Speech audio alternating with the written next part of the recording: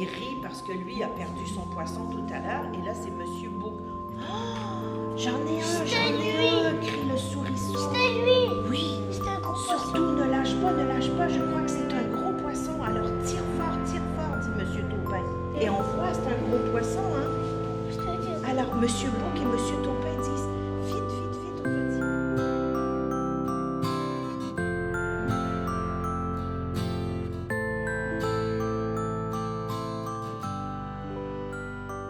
Un des buts de Lire et faire lire, c'est de créer un lien intergénérationnel entre des aînés, donc des gens qui n'ont plus nécessairement une occupation professionnelle, et des petits-enfants pour leur montrer le goût de la lecture. Donc, en même temps, de voir une personne qui est plus âgée, ça leur donne un modèle aussi de lecture. Il n'y a pas juste moi ou les parents. Ça crée des liens quand même attachants. Puis les enfants sont interpellés plus personnellement à questionner, à être intéressés sur l'histoire. Il s'appelle Minet. Il sent mieux les goûts que nous, comme le chien. Oui. Les chiens ont une très bonne odeur. Les chats, apparemment, on dit que les chats ont une odeur moins prononcée, un odorat moins prononcé que les chiens. Mais c'est pas bien. Ils se débrouillent très bien. Lire et faire lire, ça ne m'occupe pas toute la semaine, là. C'est la demi-journée où ça se passe. On fait parfois 8 ou 10 semaines selon les endroits où on le fait. À raison soit de 45 minutes de lecture ou 1 heure de lecture, dépendant des niveaux de l'enfant. Il s'élança du haut de l'armoire et bondit sur la souris. Quelle belle journée! Un temps de rêve pour apprendre à pêcher. Ils avertissaient que Robert avait chanté Tiboudi Rococo. C'est une pyramide et puis ça servait au pharaon. Le pharaon était mort, puis était là-dedans avec ses bijoux, ses trésors et la nourriture.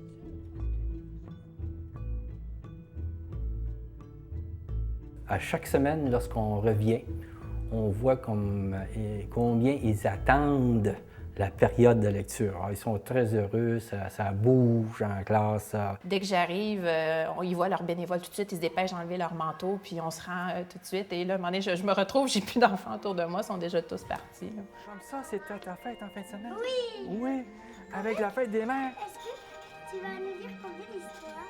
J'ai 2 livres. On va commencer par un, puis lui, chacun...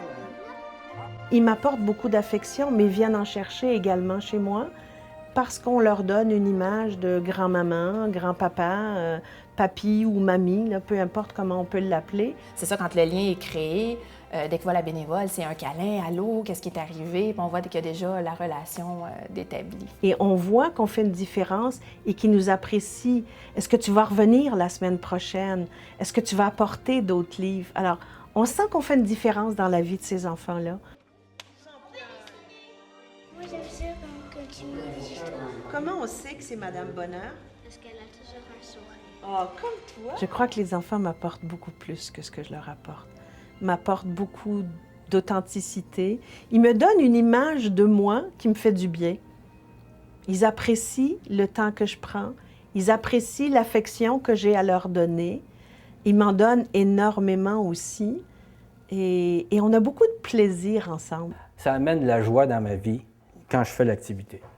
Ça me donne un sens aussi de valorisation, puis d'avoir quelque chose à apporter. Oui, OK. D'accord? Oh, OK d'abord.